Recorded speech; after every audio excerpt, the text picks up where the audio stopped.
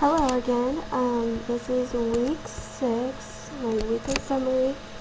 I started off by responding to the teaching test, which I thought was really interesting and a topic that um, really pertains to this class, especially because of your particular teaching style. And I really liked looking at everybody's posts about it.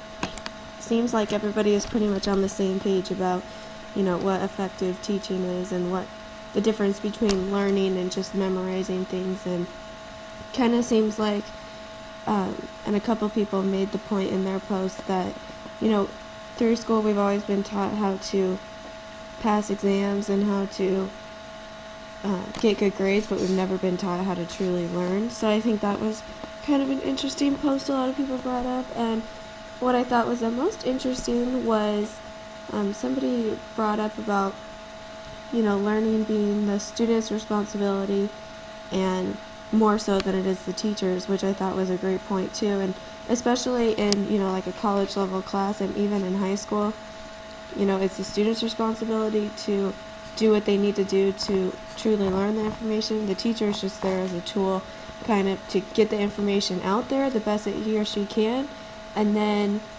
to help students if they need help. But they're not mind readers, and they don't know, they have hundreds of students. They don't know, what learning style works best for this person and this person and this person, and they can't cater to everybody, unfortunately. So I think that's a great point to where it kind of puts that responsibility on the student. I would just say the only difference would be obviously in like elementary school. It would probably be on the teacher and the parent. They'd have to kind of partner up there. So that was interesting. And then the boys in gaming, the TED Talks. I really liked this, and I liked reading everybody's post because it seems like we all kind of have, it seems like the class is kind of split so far, at least from what I have read, that some people really agree with her and some people really disagree with her and think that she's, kind of being sexist, which I agree with her. I think that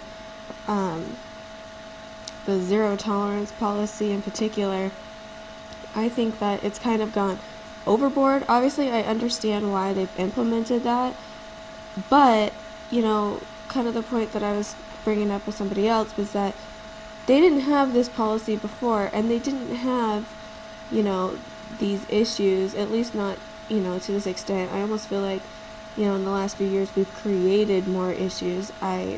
Quick little story, in the elementary school that I work at, they're big on pushing the whole no bullying, which I'm fine with. I don't think, obviously I'm not for bullying, but they push it so much and they put it in kids' heads so much that I've actually had kids come up and tell me, if someone call them a meanie head, and they came up and told me that, so-and-so was bullying them, and that's not exactly what I would consider bullying someone. One of your friends at that, I mean, they're friends. One of your friends calling you like a little name like that one time, I would not say is bullying, but they like put it in these kids' heads so much that they, that's what they think. And so I think the zero tolerance policy really kind of shuts boys out because, they are more active than girls. They're more physically, they like more physical contact. They like roughhousing. They like playing with guns and toy guns, and they like pretend guns and all that stuff. They like drawing pictures of people and things getting blown up. Like, that's just who boys are, and I don't think there's anything abnormal about that, considering that's how all little boys seem to be. But that stuff isn't acceptable in school these days, and so I think that kids just are getting bored, boys in particular, and so they kind of check out, which I completely understand. And I wrote another little story in here.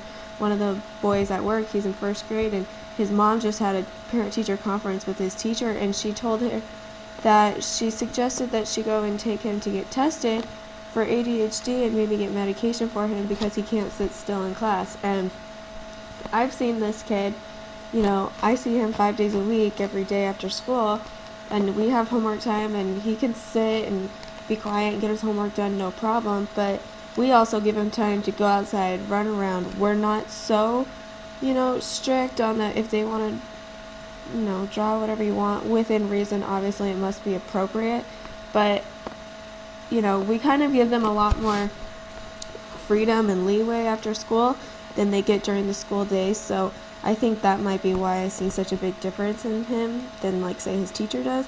But that's just a perfect example of those statistics showing that, boys are more susceptible to all these different things when really they're probably just bored. So, I don't know, I thought that was interesting, that discussion. And then the electronic music, I had a hard time with this one at first. I didn't even really, I don't know much about music, I just know, what I like to listen to. But I didn't really know what any of these things were, so I was having a hard time finding them. So I started just kind of doing some background research on them, and I learned a lot of interesting things, like, electronic music has been around since the 1800s, which to me was really surprising, since, to me it seems like the use of technology and all that stuff has just increased, recently, within the last, 10, 15 years. But obviously, any earlier than that, I'd have been too young to really even be paying attention. But I thought it was cool reading about, synthesizers and how common they actually are. Most everybody uses them. Most musicians use them, and that's what they use in order to make those sounds, like the car horn honking and songs and all those extra little background noises. So I thought that was cool, or to kind of change the sound of what they have done. There's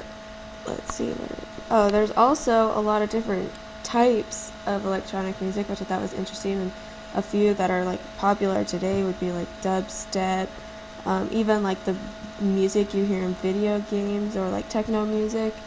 But then they even listed on there disco would be considered electronic music, which that obviously was back before my time, but that's just going to show you how long it's kind of been around and stuff. So I just learned about those and what they are, and I found this video about this kid who, he did it for his English class, but he was making a video showing how to create electronic music, so this one I felt kind of went with what the topic was, so I'll just play it real fast. I'll play part of it because it's kind of long.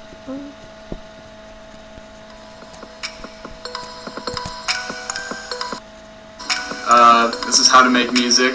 Some things you'll need include a computer. For this video I'll be using some fancy $20 speakers from Walmart, and some optional things. It's where you arrange all your recordings and stuff. If I want to look at one individually, you can just click on it. And this is where you draw on your notes. So I've got all my chords for the trumpets drawn in.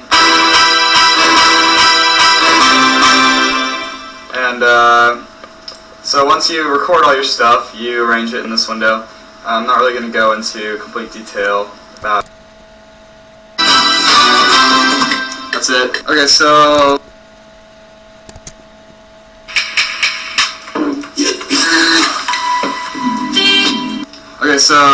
next I'm going to record the pretty generic sounding trumpet loop. It's pretty typical.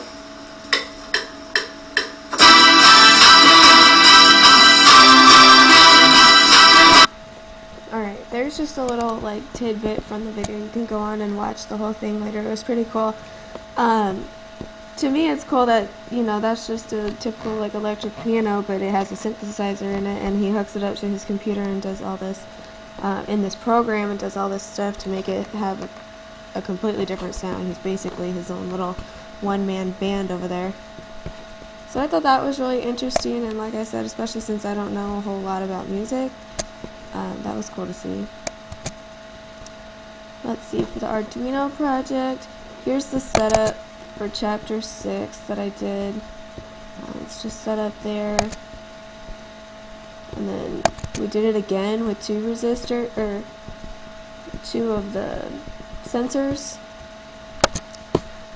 And let's see, here's the first YouTube. This is what we did before we didn't change the map ranges. We left it at the 50 and 4,000, and this is the sound we heard. Pretty ugly sound, actually. You can barely hear it. Anyways, it was just kind of like a scratchy sound.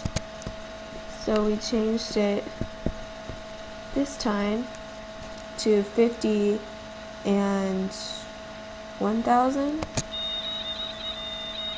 Sounded more like music.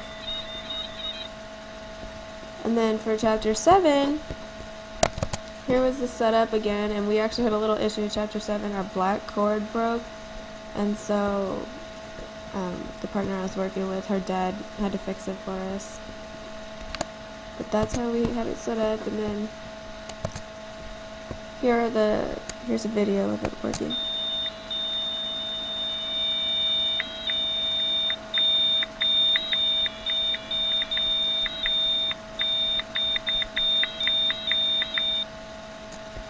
Okay, so there's that.